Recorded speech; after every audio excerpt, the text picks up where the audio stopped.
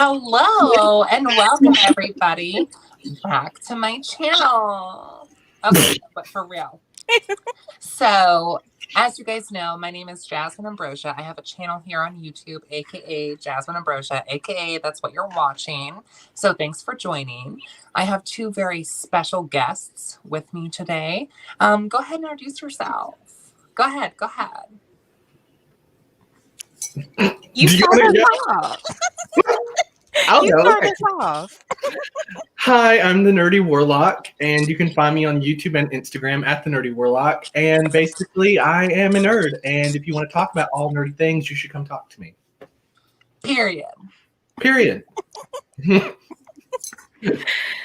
Hey everyone, I'm Sydney. I like to have a kiki about the occult. You can find me on YouTube as Craft and Magic, and you can find me as Sydney Beautiful Martyr Glenn on Facebook, Sydney Glenn on Instagram, and follow me for more occult fun. Okay? Period. Okay, so what we are getting into on this night, on this Saturn's night. First of all, thank you all for joining. Let me get the comments on here. How do I do that? Okay, hold on. Oh, shoot. What have I done?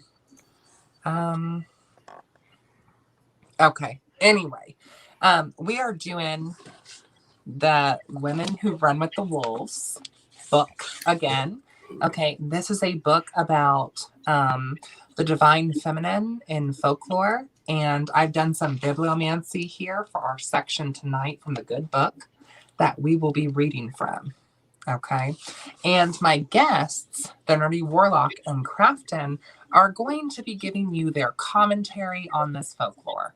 Now, neither one of them have had any sort of briefing about what sort of folklore story we're reading about tonight. So they are going to be getting the real and the raw with all of you. Okay. Hi, Ashara. Hi, Ashara. How do you guys feel about that? Good. Oh, great. I'm excited. Good. Please. Okay. So we are going to be reading from the book chapter 4. Now this chapter is called The Mate, the Union with Other. Oh. How do we feel about that right off the gate? Is that the other kin? Oh, ooh. I love that you took it there. I'm like the other kin. Well, I mean, I'm intrigued already just from that title. Anything to do with like the other, like other world, other realm. I'm like, come on. Okay. Oh, the other world too. Okay, didn't think that far. Okay. Let's get into with the Fae folk or something. Hold on. So this specific folklore chapter I'm reading from is called A Hymn of the Wild Man, the Manawi. Mm-hmm. Okay. Thoughts, feelings, premonitions before we start? Could you say that over again, though, please? Please. So it's the hymn for the wild man, known as the Manawi. Okay. I've got some thoughts, some images, some feelings. Let's get into it. Yeah, I mean, I want to jump in. Let's just dive in. I'm ready. Where's my highlighter? Okay. You ready? Everybody watching, ready? Comment down below that you're ready. Let's get into the good work, the good folklore. Okay. Okay. Here we go. Let me get a little sip of my drinky drink on a Saturn's day. Okay. Here we go. There was once a man who came to court 2 sisters. They were twins. But their father said, "You may not have them in marriage unless you can guess their names." Oh. Manawi guessed and guessed, but he could not guess the names of the twin sisters. The young woman's father shook his head and sent Manawi away time after time. One day, Manawi took his little dog with him on a guessing visit. And the dog saw that one sister was prettier than the other. Honey, I heard there's never two pretty best friends. Ooh. Ooh. Anyway, back to the book. And the other sister was sweeter and kinder than the other. Though neither sister possessed all virtues of beauty and kindness, the little dog liked both of them very much, for they gave him treats and smiled into his eyes. Are y'all taking notes on this? Because I'm going to ask you questions afterwards. So you said the dog? Uh-huh. Okay. Okay, continue. Manawi failed to guess the names of the young woman again and again. But the little dog ran back to the hut of the young women. There he poked his ear under one of the side walls and heard the women giggling about how handsome and manly and masculine Manawi was. The sisters, as they spoke, called each other by name, and the little dog heard and ran as fast as he could back to his master, Manawi, to tell him of what news he heard. But on the way, a lion, whoa, on the way, a lion had left a big bone with meat on it near the pathway, and the tiny dog smelled it immediately. And without another thought, he veered off into the brush, dragging the bone left by the lion. There he happily licked and snapped at the bone till all the flavor and marrow of the bone was empty. The tiny dog suddenly remembered his forgotten task. But unfortunately, he had also forgotten the names of the two young women. So back he ran to the twin sisters' hut a second time. And this time it was at night, and the young women were oiling each other's arms and legs. Okay. Let's take a sip. Mm-hmm. They were readying themselves for their serenation and celebration. Okay. Again, the little dog heard them call each other by name. He hopped up in air in a fit of delight and was racing back down the path to the hut of Manawi, when from the brush came the smell of fresh nutmeg. Who doesn't love the smell of fresh nutmeg? Mm. Now, there was nothing the little dog loved more than a nutmeg. So he took a quick turn off the path and sped to where a lovely kumquat pie sat cooling on a log. Well, soon the pie was all gone, and the little dog had a lovely nutmeg smell to his breath. And he trotted home with a very full belly. And he tried to think of the young woman's names, but again, he had forgotten them, and only nutmeg was on his mind. So finally, the dog raced back to his sister's hut yet again. And this time, the sisters were readying themselves to be wed. Oh no, thought the little dog. There is hardly any time left for Manawi.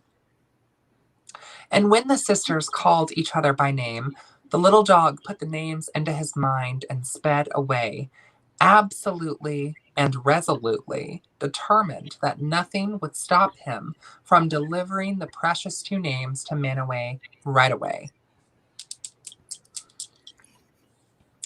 The little dog spied some small fresh kill on the trail on his way back to Manaway, but ignored it and vaulted over it.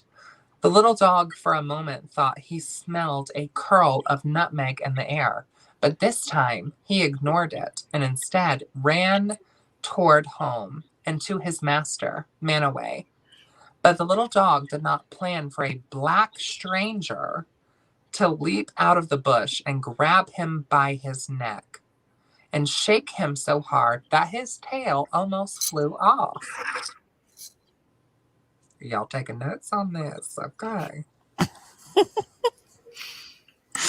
For that is what happened. And all the while the stranger shouted, "Tell me the names. What are the names of the beautiful and kind young women, so I may win them over, so Manaway may not have them?"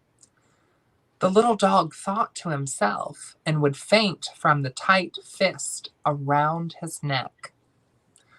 But he fought bravely and growled. He scratched, he kicked, and finally he bit the giant stranger between his fingers. And the little dog's teeth stung like the stingers from wasps. The stranger bellowed like a water buffalo, but that little dog would grip and not let go. Okay. The stranger ran off into the bush with the little dog dangling from his hand. "Let go, let go, let go, let go, let go of me." The little dog said, "I will not let go of you." And that's on period. Okay, anyway.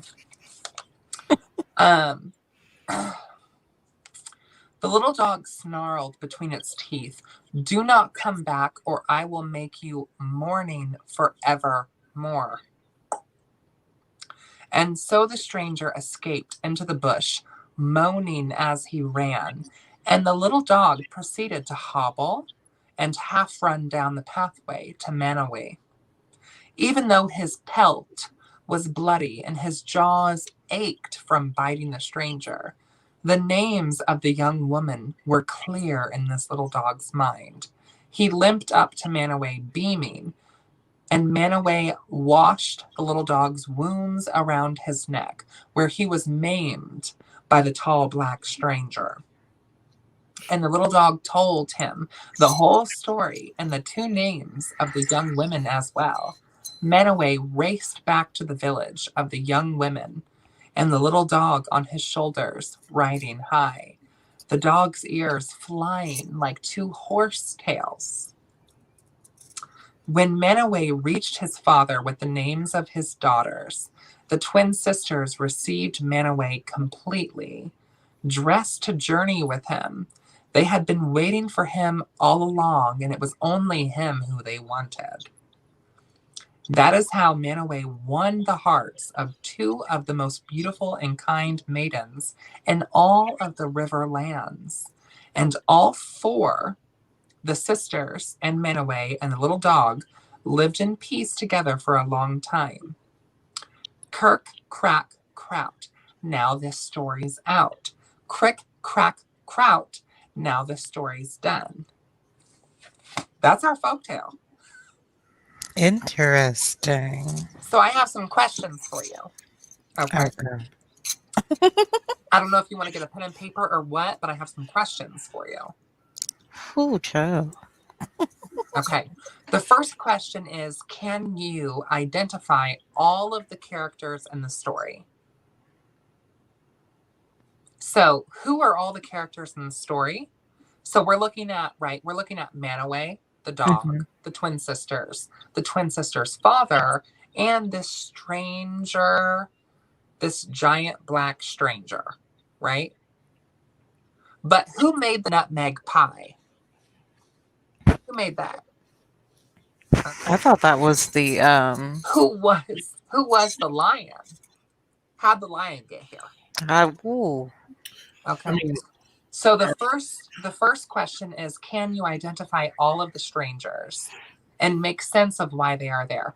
The second question I would say is, what does this story mean to you? Like, what is the moral of the story? What can we get out of this story as witches and pagans per the folklore? Let's start with that. Okay, let's give everybody a minute because this story was a big one. Okay, there's a lot going on here. Unlike our last sacred blasphemy, it was kind of cut and dry with the red shoes. Let's give everybody a minute here. So take your notes, and for those of you following along here in the chat, take your notes. Okay, and I'm gonna do another like little 30-second countdown. Okay.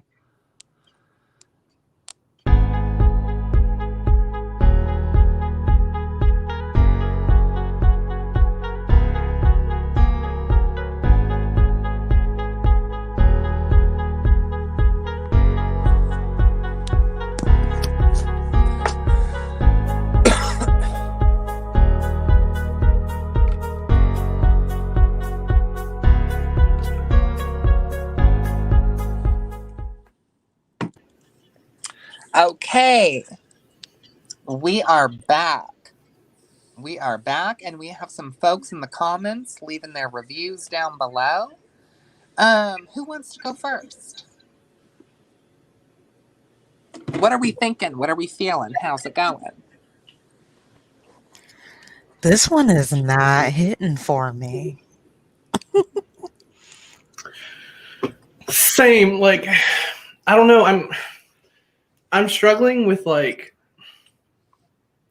what we're I mean, you're not really supposed to infer anything except for what you infer, but I'm struggling with the idea of like the lion. Does the lion even have deeper Meaning in this story? Is the lion the dark stranger, or is the father like, you know, I wonder if his father is trying to, even though he offered forth, you know, his daughters or whatever, if you can name them right. I wonder if he was trying to sabotage Manaway anyway. You know what I mean? Like the father could have even been the dark stranger. I don't know. I don't know. what is also to the nutmeg pie? Right. Like pies are usually more tart as opposed to always sweet. Plus, being nutmeg, I'm trying to think of like properties for nutmeg and magic. Is it a pumpkin pie? It could be. Well, no, actually, in the story, they called it a kumquat pie. Right. I think this is like a Native American story, maybe. Maybe, because Manaway sounds definitely like maybe Italian, but yeah, like native, maybe. But no, I'm just thinking like, you know, the father was like, you know, you have to figure out the names of my daughters and then you can like have them. That seems like very fae folk to me, very spirit to me.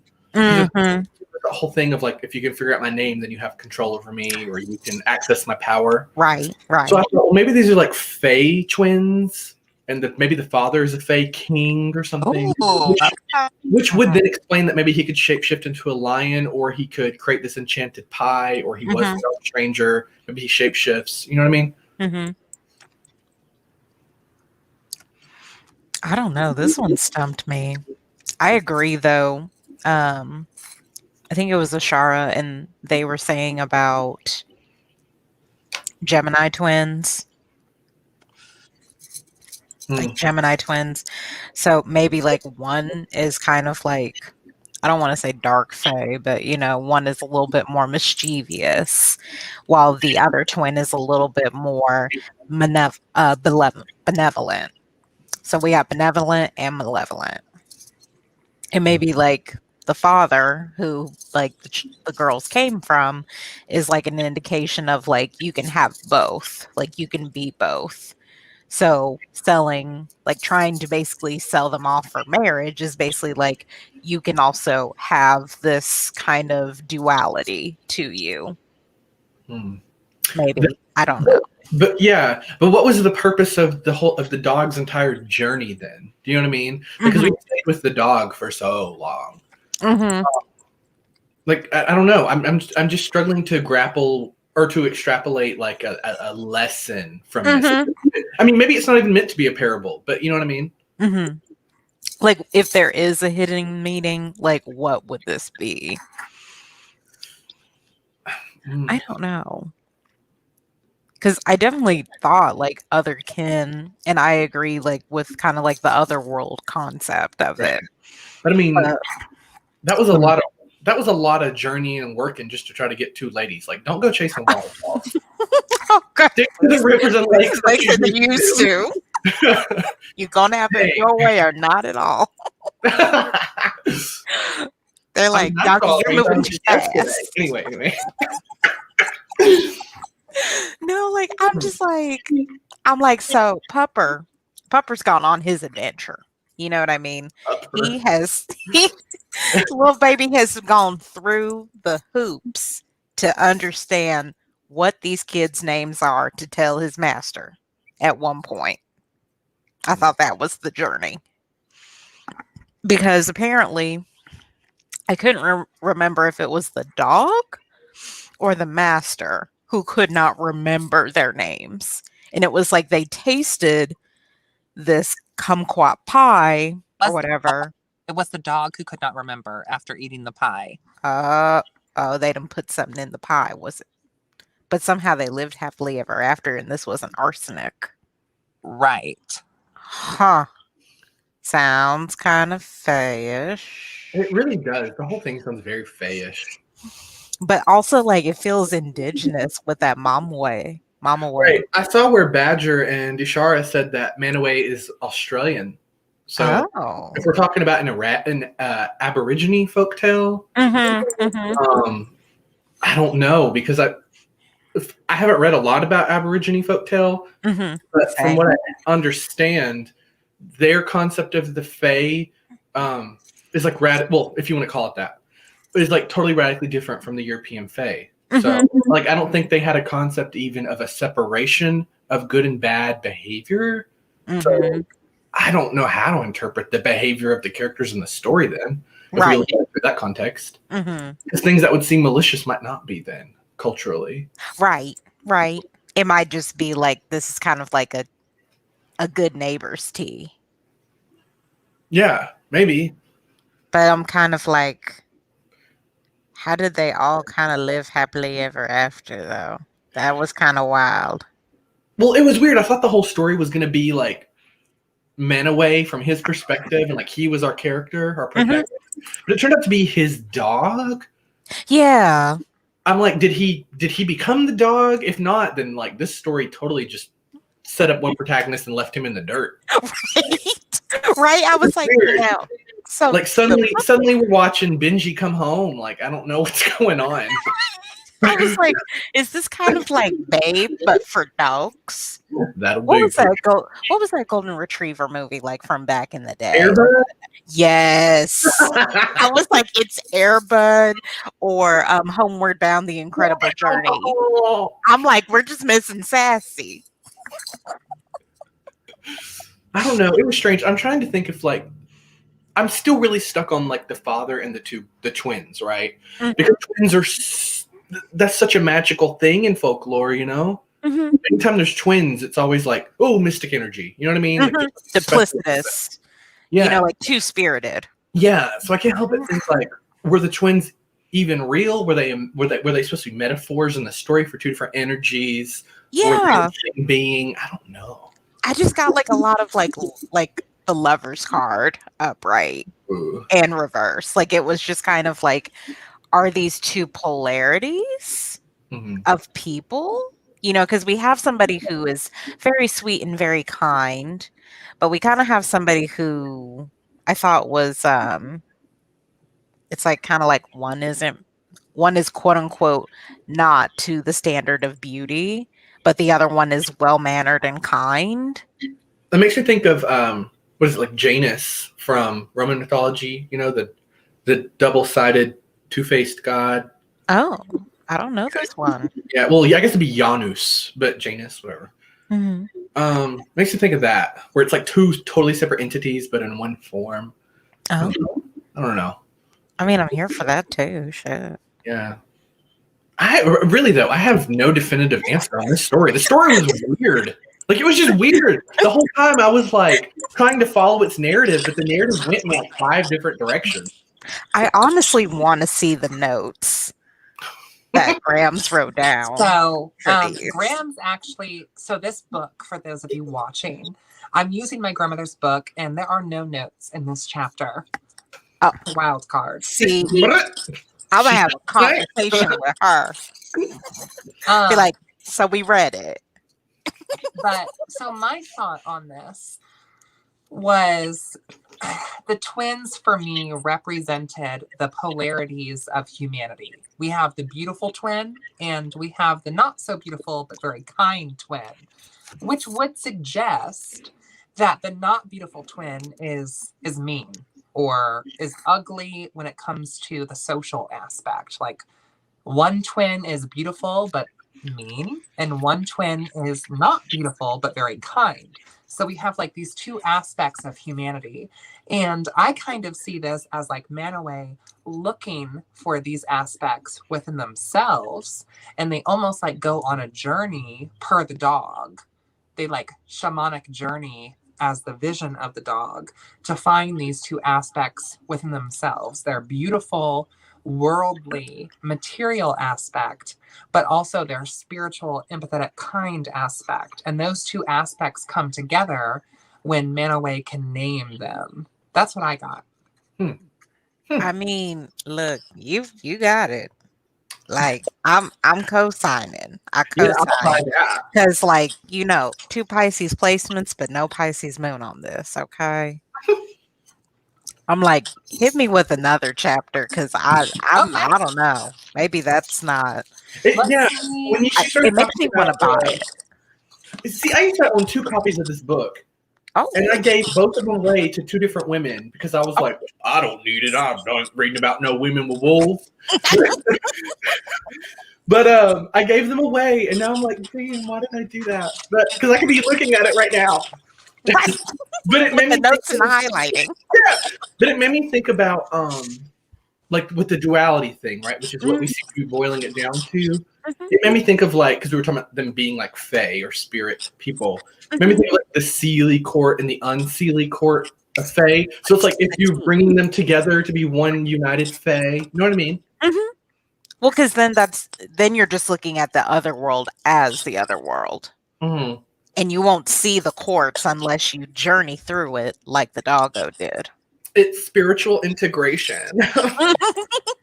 We're all coming together. We're integrating the fae together. I just feel like the Morgan is just sitting upon and it's just like, well.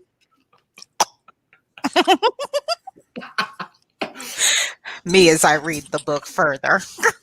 Me in the middle of the night being like, okay, I guess that's what we're supposed to read is your shapeshifter chapter.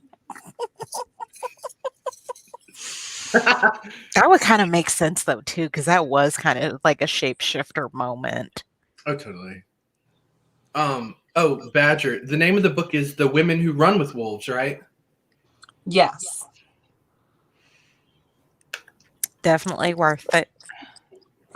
Let me just go ahead and get on the Amazon tonight and add that to cart. Same. I'm gonna have to buy a 3rd copy now. Like the third is the charm.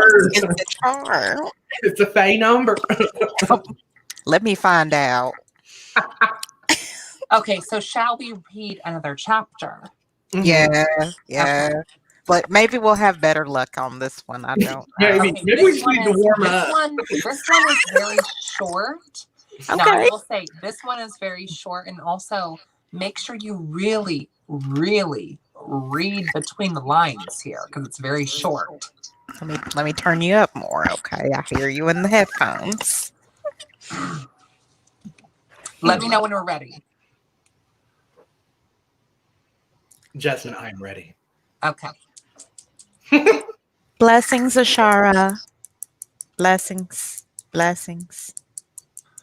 So the story, this is in page 275. A homecoming, returning to oneself.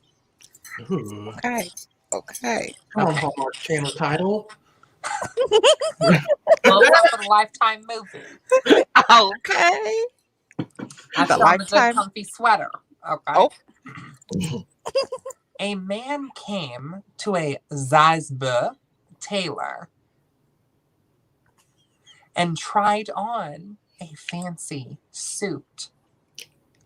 As he stood before the mirror with the Zazbe, he noticed the vest was a little uneven at the bottom.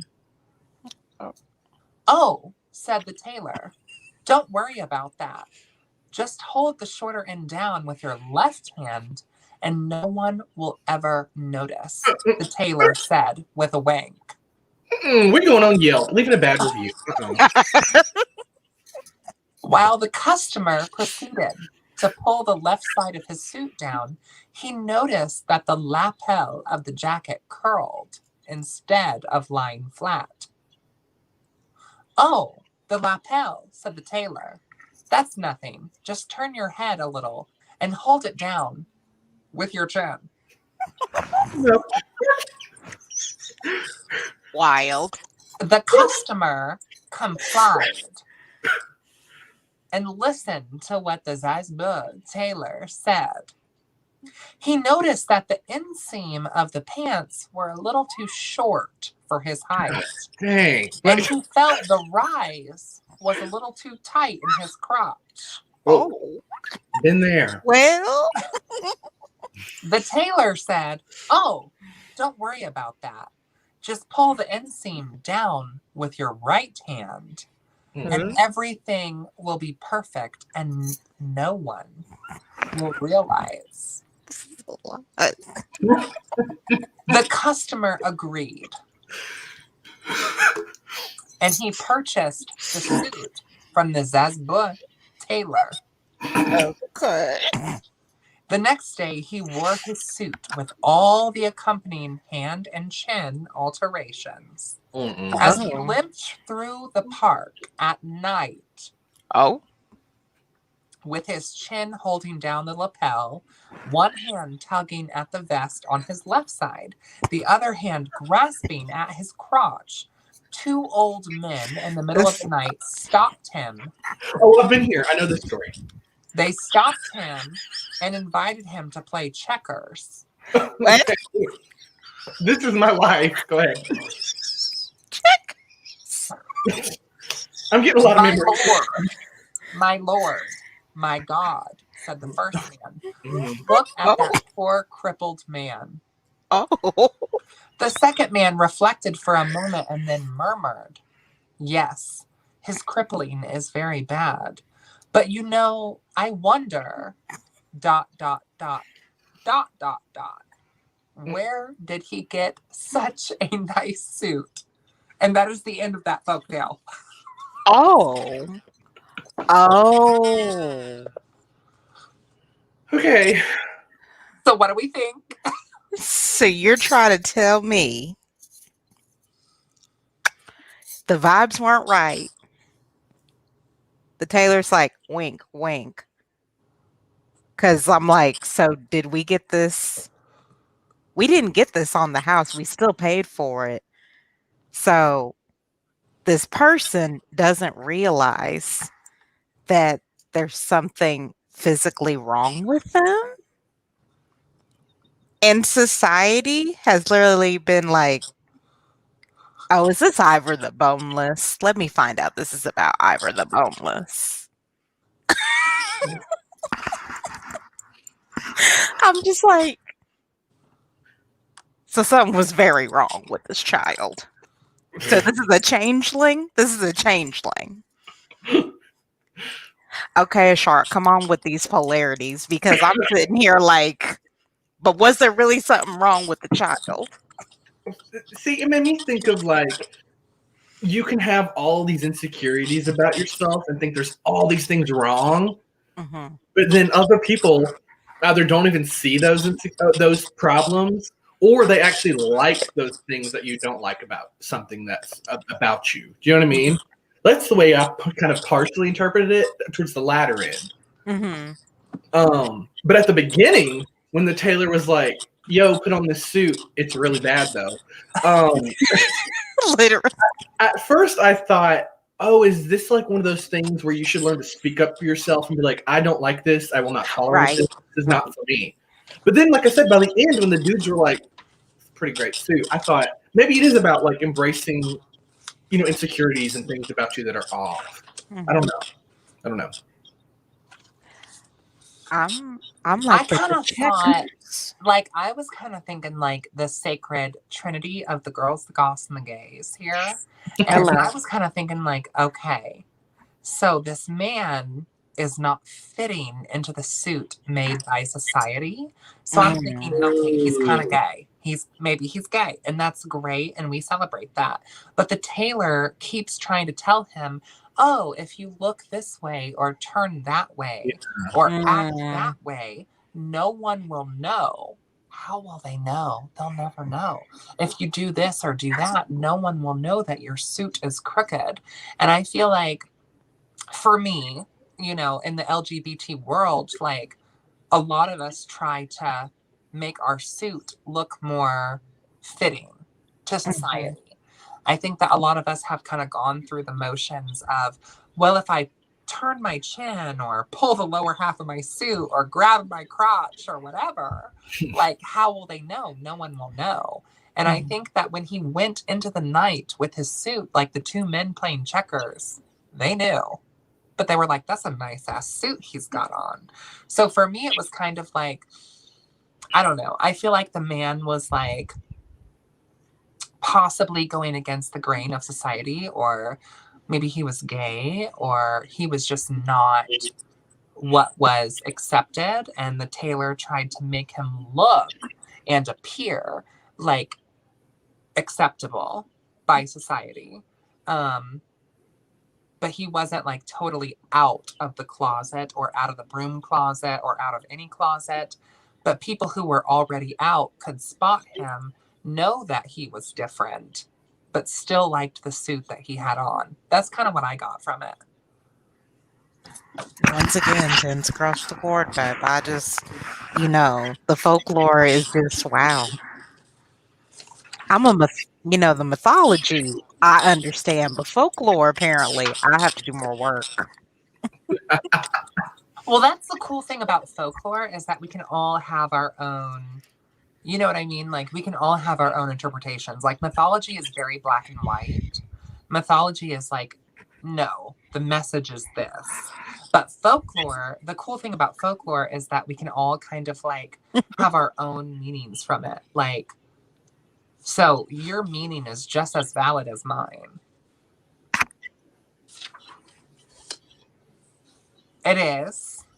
It's an Aquarian sun thing. Okay. And Feltashara, highly Pam. Hi, Embrace. Thank you for joining. Do we want to do another one? Do we have time for another one? We have a little bit more time. We've only been live for 38 minutes, you guys. Well, shoot, this is quick luck. Yeah. Okay, let's get a good one.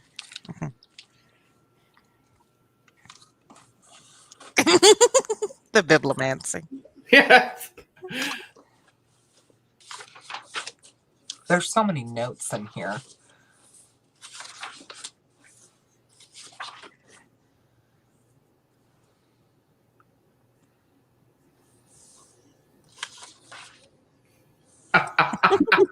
Embrace. I feel you try anything twice. Just to make sure you're right. I always say try things 3 times. The first time because you're curious. The second time because the first time you were probably in shock and couldn't appreciate it. And then the third time just to make sure. Just to make sure. Just validation. Yeah, Clarification. the first time is going to be like confusing and scared, and you're like, I don't know. You got to go through it a couple times to really know. Me with the spiral path.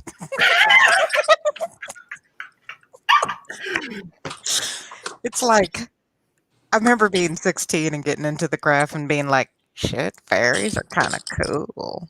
Oh, God. And then for some reason, like, it just never manifested.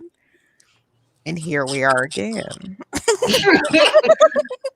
Morgana Le Fay in the background. I know this whole conversation, even before we went live, has been very faith heavy. I'm saying. That part. Seriously. Yeah. I mean, you guys, the shenanigans in this room, the shenanigans on this live. Let me find out it's just the unseelie court in the room.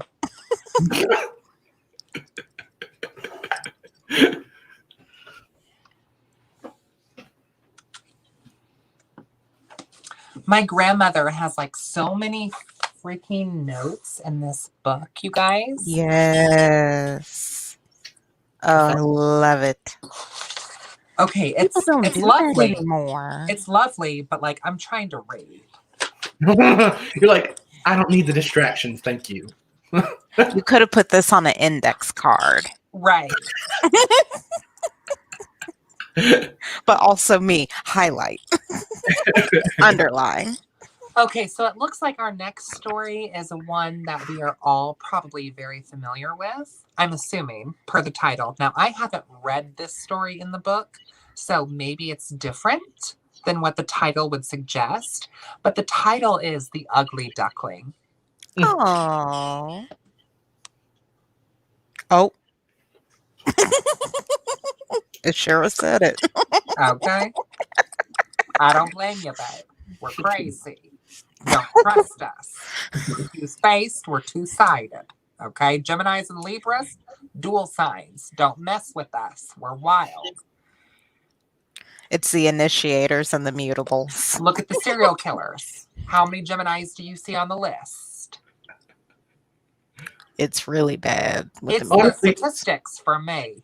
Yeah, honestly, air signs in general, all three of them are just like whack. I can't stand them. I can't stand them. Can't stand them. Whack. I can't stand myself half the time. I'm obnoxious. Look, there was only one Aquarian that I saw on the list. One. With as many superiority complexes out there, that's not so bad. Show me the serial. Okay, but wait, hold on. Show me. Okay, let me get comfortable. I gotta get a new chair, you guys. Get you something nice, babe. Let's get you a nice, cute gamer chair. Look, get on my Patreon so I can get me a new chair. Okay, let's get into the book. The Ugly Duckling. Are y'all ready for this? Yeah. It was near the time of the harvest. The old women were making green dolls out of corn sheaves, and the old men were tending to the blankets. The little girls were embroidering their white dresses with blood red runes and flowers. Oh. The boys were singing as they pitched golden hay into the bales. The women were knitting scratchy shirts for the coming winter, and the men were helping to pick and pull and cut and hoe the fruits and the fields. The wind was just beginning to loosen. And down by the river, there was a mother duck brooding her nest of eggs. Take a sip, y'all. If you're watching, take a sip. Mm-hmm. Mm-hmm. Everything was going as it should for this mother duck. And finally, one by one, her eggs began to tremble and shake until the shells cracked and out staggered all her baby ducklings. But there was one egg left, a very big egg, and it just sat there like a stone. An old duck came by, and the duck mother showed off her new children. Aren't all of my babies so good looking, she bragged. But the unhatched egg caught the old duck's attention, and she tried to dissuade the duck mother from sitting on that egg any longer. That's a turkey egg, she said, exclaimed the crone duck. Not a proper kind of egg at all, if you ask me. The old crone duck said, "You know you can't get a turkey into the water." Oh. I'm going off the juice. The duck mother felt that she had been sitting for such a long time, but a little longer wouldn't hurt to help this egg of stone hatch. The duck mother told the duck crone, "I'm not worried about that," she said. "But do you know that scoundrel father of these ducklings hasn't come to visit me once," said the duck mother. Tyrone. Call him. But eventually, the big egg began to shudder and roll. It finally broke open, and out tumbled a big, ungainly creature. Okay. His skin was etched with curly red and blue veins. His feet were pale and purple and misshapen. He was ill-built than a... The book doesn't say that. I'm adding that part in. Well.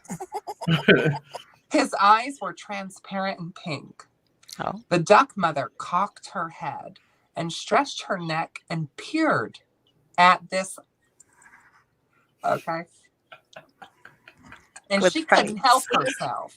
She couldn't help herself. She pronounced this baby as ugly. Oh. Rude. Highly. The duck mother looked at this ugly duckling and said, "Maybe you're a turkey after all." She worried. But then the ugly duckling took to the water with all the other offspring, and the duck mother saw that he swam straight and true, just like he was supposed to. "Yes, he's one of my own, even though he's very ugly. Maybe he is mine after all, to be part of the flock," thought the duck mother. Oh. She presented him to the other creatures in the farmyard and the pond. But before she knew it, another duck shot across the courtyard and bit this mother, okay, right in the neck. Oh. The duck mother cried, "Stop it! Stop it now!" And the duck said, "Well, he looks so strange and ugly. He needs to be pushed around a little bit." Oh. Then the queen duck Oh. came from the other side of the pond Oh. with a red rag on her leg and said, "Oh, another brood. As like we didn't have enough mouths to feed in this pond. And that one over there, yeah, your big ugly child, surely that was a mistake that does not belong in this pond." Oh. Oh, God. Goddamn queen. Get out. I'm getting Queen of Swords from that one. Period. It's the dark mother for me. The duck mother said, "He's not a mistake. He's going to be very strong. He just laid in the egg too long, and that's why he's a little misshapen and ugly. He'll straighten out, though, and he swims just like the rest of them. You'll see." She groomed this ugly... But the others did all they could to harass this ugly... They flew at him and grew worse as time went on. He hid and dodged, he zigzagged left and right, but he could not escape the bullying from the other side of the pond. The duckling was as miserable as any creature could be, but his mother defended him. And even when she grew tired of it all and exclaimed in exasperation, "I wish he would just go away and stop being so ugly." Damn. Jeez. Eventually, this ugly duckling ran away, with most of his feathers pulled out, looking extremely bedraggled and decrepit. Oh. He ran and ran until he reached a marsh. There he laid down on the water's edge, with his neck stretched out and sipped from what he could from the water from now and then. From the rushes, 2 ganders watched him. They were young and full of themselves. "Say there, you ugly," they sniggered. "Want to come with us over to the next county? There's a gaggle of young unmarried geese over there, just right for the choosing. And they're ugly too." Oh. Suddenly, shots rang out, and the ganders fell with a thud, and the marsh water ran red with the blood. The ugly dived for cover, and all around there were shots and smokes and dogs a-barking. At last the marsh became quiet. The duckling ran and flew as far away as he could, towards the nightfall, towards the full moon. He came to a poor hovel. The door was hanging by a thread. There were more cracks than walls. Here lived an old, raggedy woman. Let me find my spot. I was ad-libbing there. Hold on. Yeah, here lived an old, with her uncombed cat and her cross-eyed hen. Mm. The cat earned her keep with the old woman by catching mice. The hen earned her old keep by the woman by laying eggs. This old woman felt lucky to have found a duck. Maybe it'll lay eggs, the crone thought. And if not, we can kill it and eat it. Oh.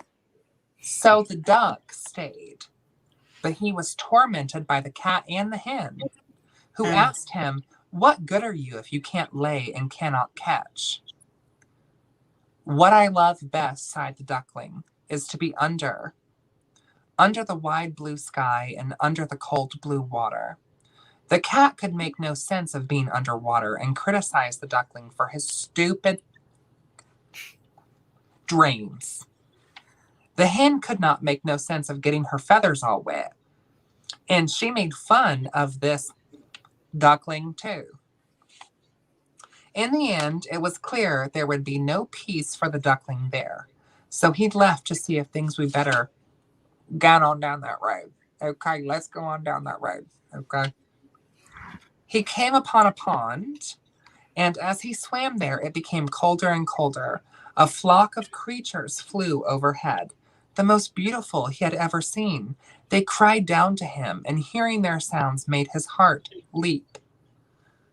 He had never, ever felt more at home than he did hearing the sound of these creatures. He turned in the water to watch them flew out of sight. Then he dove to the bottom of the lake and huddled there, trembling. He was beside himself, for he felt a desperate love for those great big white birds. A love he could never understand. A cold wind began to blow, harder and harder through the days. A snow came upon the frost, and the old men broke the ice in the milk pails, and the old women spun long into the night. The mothers fed the 3 mouths at once by candlelight, and the men searched for the sheep under the pale white skies at the midnight. The young men went waist deep in the snow to go milking, and the girls imagined that they saw the faces of handsome young men in the flames of the fire and the ice of the frozen milk. Divination, okay.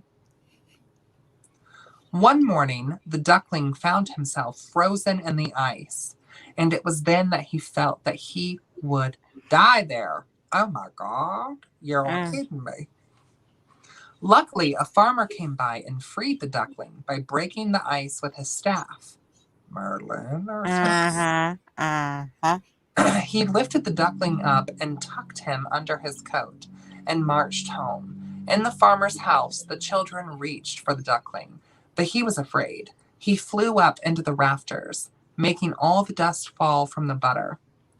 From there, he dove right into the milk pitcher, and he struggled out of all the wet and woozy. He fell into the flour barrel. The farmer's wife chased him with a broom, and the children screamed with laughter, calling him an ugly duckling. Okay. Grandma Jazz has to get a sip. Bear with me.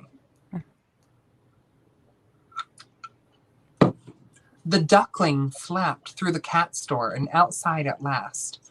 It laid in the snow, half dead. From there he struggled on till he came to another pond, then another house, and then another pond, and another house, and an entire winter was spent this way, alternating between life and death, frozen and warmth. And even so, the gentle breath of spring came again. And it turned out that he was one of them after all. His egg had accidentally rolled into a family of ducks, for this ugly duckling was no duckling at all. He was a swan, and a glorious swan at that. And for the first time, his own kind came near him and touched him gently and lovingly with their pale white tipped wings. They groomed him with their beaks and swam around him. And the children who came to feed the swans bits of bread cried out, "Look, there's a new one," as children everywhere do. Okay. They ran to tell everyone, and that old raggedy woman came down to the water, unbraiding her long silver white hair. And the young men cupped the deep green water in their hands and flicked it at the young girls, who blushed like pink petals. I don't like that. Not cute. The women took time away from mending just to laugh at their mates, and the old men told stories about how war is too long and life is too short. And one by one, because of life and passion and time passing, they all danced away. The young men, the young women, all danced away. The old ones, the husbands, the wives, they all danced away. The children, with the swans, all danced away, leaving just us in the springtime, and another mother duck down by the river, nesting on her eggs, with one egg that was just larger than the rest. There we go. Thoughts, feelings, opinions, identify the characters. Who's telling the story? I thought it was the ugly duckling. Is someone else telling the story? Why are we talking about men and daughters, older men, younger women? What's going on? I'm confused. Riddle me this. I kind of thought we were like surveying the story. Like the narrator ended up being the people who looked upon the story. And then they were also the people who were a part of the story, aka the ducks. Because like ducks will see men, you know, talk about things like because they're in the pond. And it's like for the baby duckling to really just be a baby swan kind of makes sense because that's kind of like a transformative piece. Like that's something where you're ugly to people who look quote unquote society's version of normal, you know, the setting on a dryer and a washer, you know. But you yourself are unique to the point where I guess I mean like this swan basically traveled too because we got in between the old crone and the cat and the hen where everybody was like picking on him. Yeah, I've heard this story in the past be paralleled to like the gay experience or the trans experience. Mm-hmm. But hearing it this time, like I don't want to like sound out of line, but it really came off as like almost like a parallel to like a racial struggle story, Mm-hmm.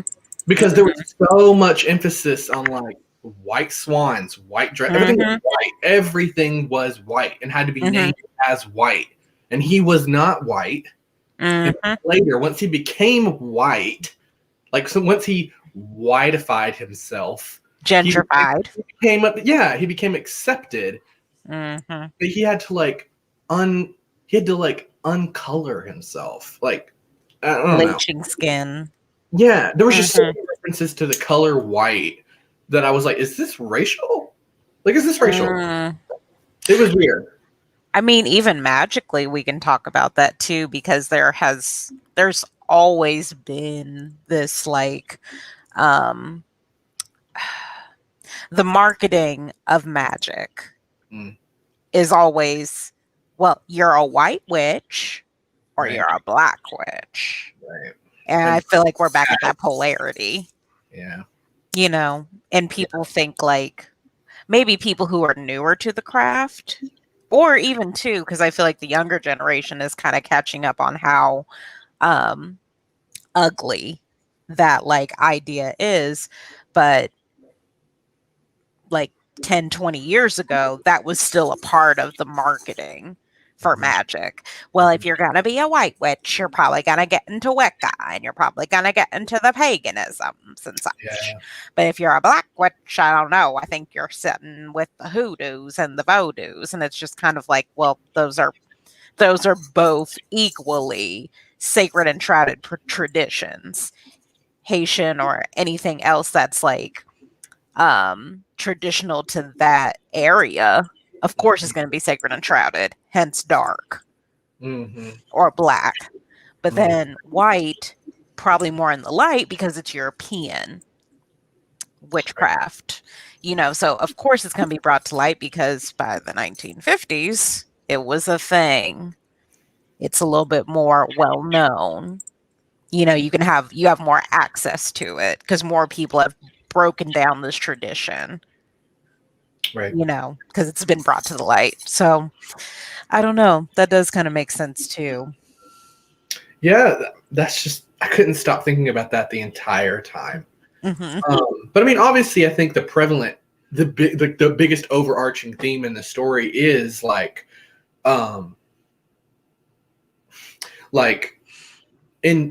in due time, we all come into our full fruition. You know what I mean? Hmm. Like, in due time, we all come into our power. Some of us just take longer than others and have to go through different struggles. Hmm.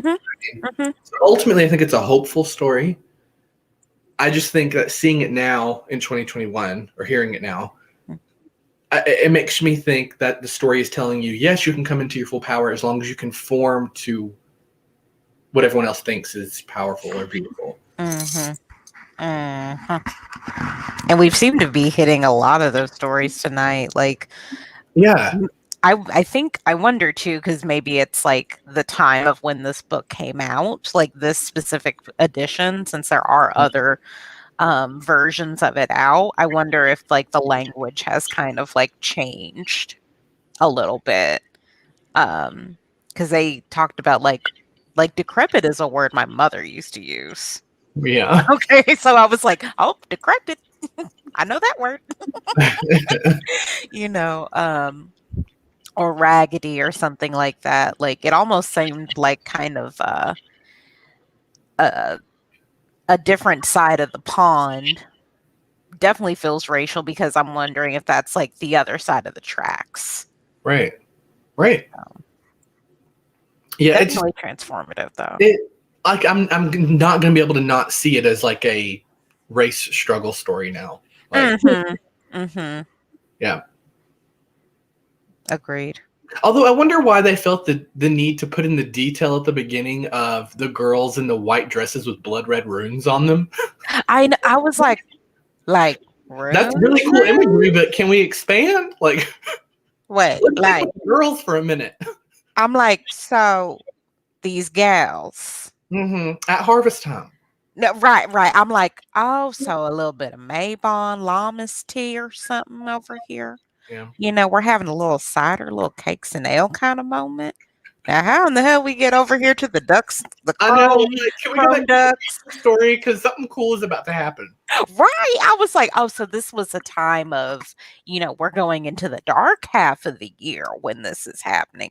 Well, Yeah. of course, this baby's not going to grow and look up cute. They take a while, they develop. And he should be growing up in spring, the light part of the year, right? Exactly.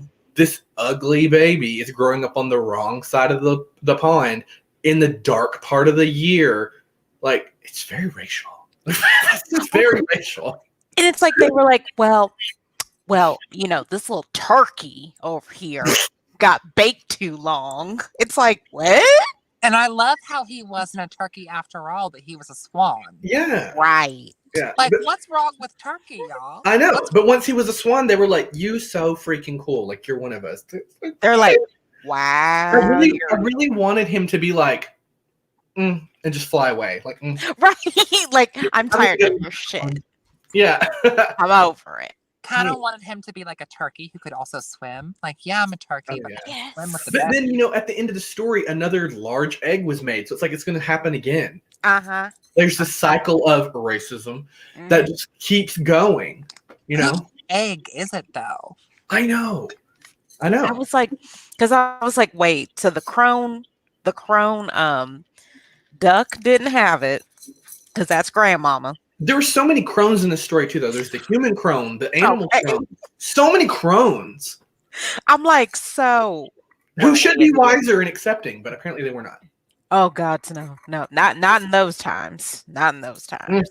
Not in this time. They're like, no, ugly child, no, something's wrong with it. I thought they were kind of getting that. How can they say, like, when you're a little bit more gifted in certain traditions, it's always like the most quote unquote misshapen, different looking, like body dysmorphia kind of style. Like there's something going on with them that makes them so special that they're literally like the prophet of that generation or something. Right.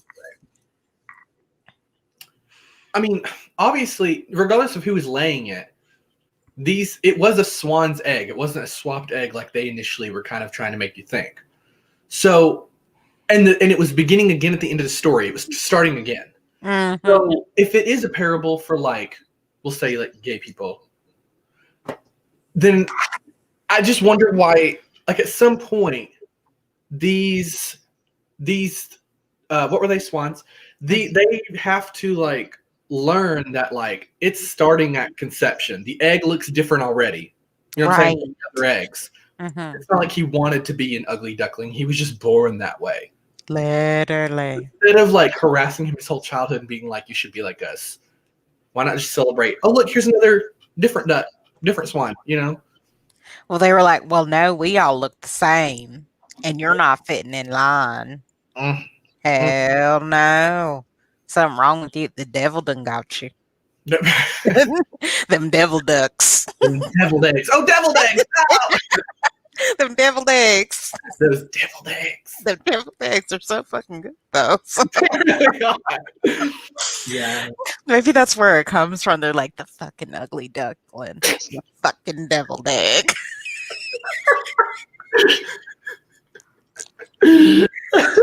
Oh, that's why they're like, oh shit, you didn't put the paprika on there. No. How dare you have some coloring on here? On this egg. Gotta give it a little color. Give it some spruce of life. We want some bland deviled eggs. They were like, we just want salt and pepper. No paprika, nothing. Nothing. Not even salt, because my blood sugar and everything. Ooh. My blood pressure is high. Like, they were like, no, we're just gonna have a little of this and some butter. Yeah, all day. But let it be margarine, because my cholesterol. Okay. You gotta be basic eggs. Exactly. They're like, no, a boiled egg is fine. Yeah. Cut it down the middle for me, Mark. We're so far off track now. But we got the idea of the story now because it's the deviled eggs for me. Deviled eggs. You guys are killing me. Deviled eggs. You guys are killing me. I'm going to look at the recipe for angel eggs because I'm sure they're out there. I am going to be looking up a good recipe. I'm actually going I'll call my family and be like, I need the best recipe in the family for a deviled egg now. But look, you should call and genuinely not even say deviled. Be like, y'all got some angelic eggs? And they'll be like, what are you talking about? And you're like, oh, we don't invoke his name. They are angel eggs. They're angel eggs up in here. We don't invoke his name. We've been home food.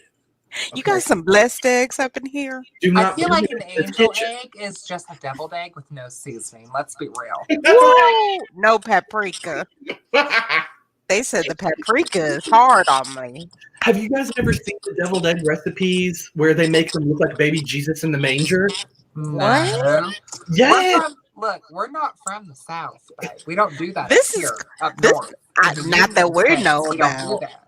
I bet you at Sunday school they do. Or So something. down here in Alabama, Okay. I've seen them several times. Usually at a church function, but yeah, they look like little baby Jesus. You put like little pimentos or black olive pieces as his eyes, and he looks like a little baby Jesus in the manger. And the manger is the white part of the egg. It's really cute. I'm gonna need to find pictures on this. Google it. There's a I ton of need them. this. Yeah. This is a blessed egg image.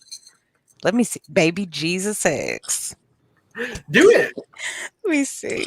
Mm-hmm.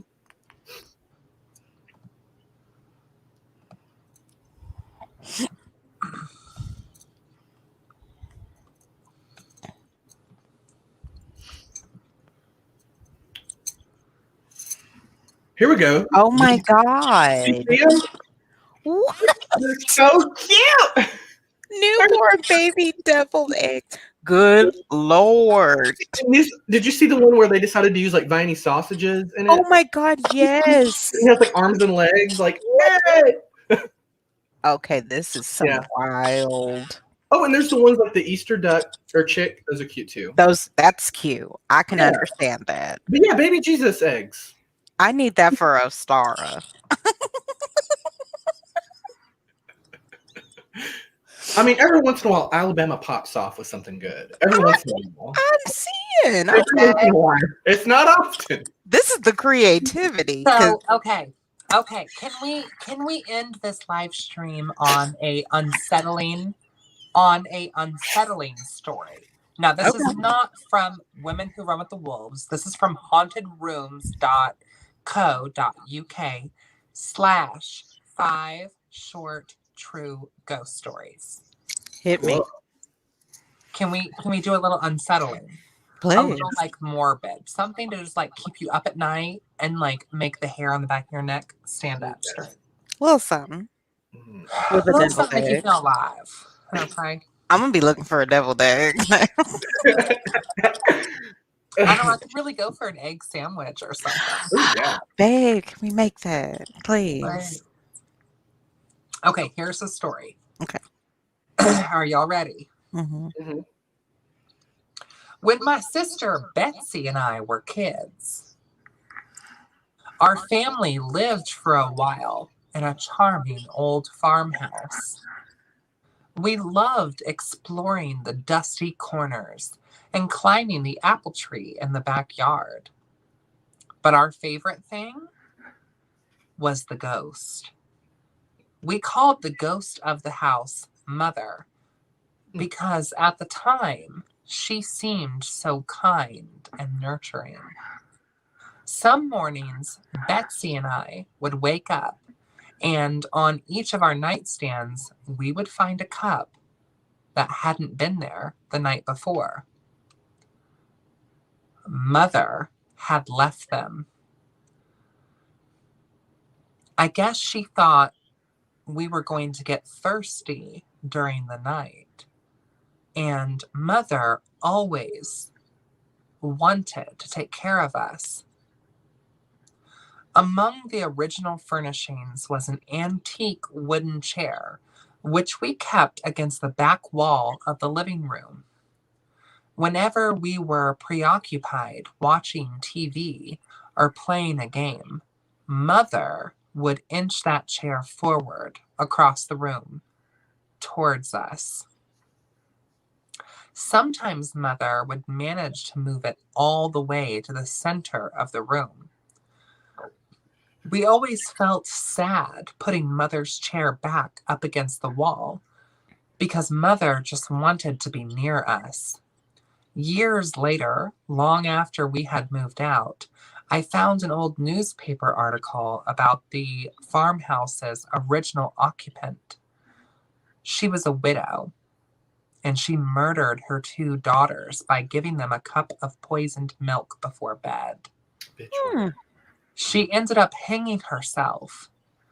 The article included a photo of the farmhouse's living room with a woman's body hanging from a beam.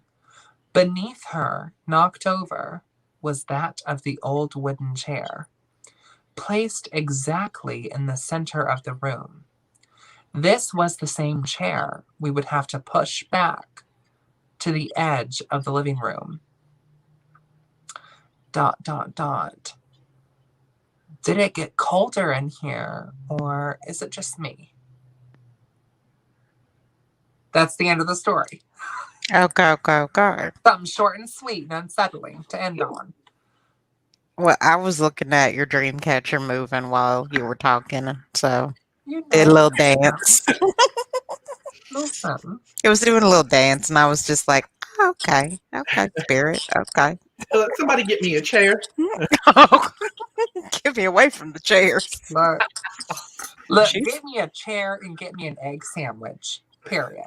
Please. With the paprika, the dill, the fixins, the relish, everything. Oh, honey. Mm. That's for the Sunday, okay? For the day of rest. So, okay, we are going to end this live stream because I'm not trying to do another 3-hour live stream. I'm not. We've been going for 76 minutes. Okay. I want to thank everyone for joining us tonight on this live stream. And if you're just now tuning in, please go back, watch the whole live stream. We went through many a folklore. Some that made sense, some that made no kind of sense. Okay. We made our way through it though. We made our way to the other side here. Okay. I want to thank both my guests for joining. And remember, once I end this live stream, we can still kiki. Okay. So you don't have to go nowhere. We can have an off air, behind the scenes kiki, a Patreon kiki, if you will. Okay. So, any final thoughts, words, comments, or concerns? No concerns. I'm just kind of upset at swans now, but that's just me. They're so big in Norse mythology too. I'm gonna have to go do work with swan energy now to just rectify my feelings. Ooh, go with the Norns. Go with the Norns or Frigga. They're apparently really associated with them. Cool. Yeah, because see, my first instinct would be to go for Greek with Lita or something. That's true. Yeah. Greek is so wild for me. I'm trying to get through, but it's hard. It's a journey. Mhm. It's a journey. And we journeyed through the folklore. Okay. And we learned about Jesus eggs. I really want a deviled egg or an egg sandwich. I might have to look when I get off this live stream, y'all. I'm about to make me a fried egg. Please. I have deviled eggs in my fridge. We had some yesterday. Oh, okay. Yeah. I heard that's all you eat down south in Alabama. Ooh, on a I Sunday. heard all y'all eat is deviled eggs. What's it called? Baked beans, deviled eggs, cornbread. Cornbread. Cornbread is a must. Yeah, Okay, collard greens. let's end this live stream. Thank you all for joining. Hi, your mom and him. Lessons. Hi. Lessons. Burnout. We've been gone off the goose, gone off the swan. We're talking like hillbillies. I'm done. I gotta get off here. I love y'all. Goodbye.